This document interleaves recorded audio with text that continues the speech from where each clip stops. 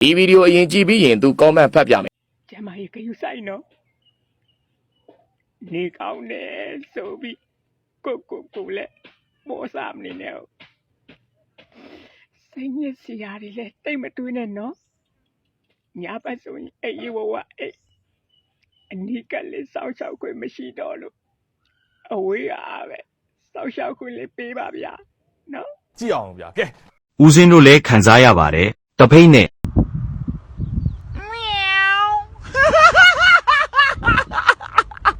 တကဘာလုံးမှာသူတဲခွဲဆုံးအကိုရီတာလာတယ်နော်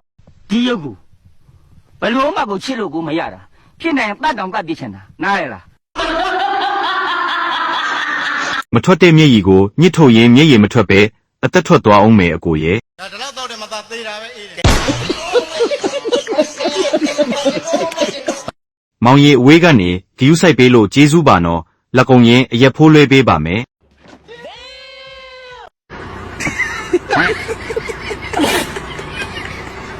အရေးအကြောင်းဆိုရင်ဒီမျက်ရည်ကမထွက်ဘူး ငါဒီလိုလည်းငါမလုပ်ချင်တော့ပါဘူးကွာရွာကိုပြန်ပြီးတော့ကောင်းရကောင်းကြောင်ငါပဲငါတဝမ်းတကားငါပဲငါရှာစားတောက်ချင်တော့ဒါပဲ ကျွန်တော်မြင်အရတော့ကောင်းမလေးမမဘူးပြထားသွားတာမှန်နဲ့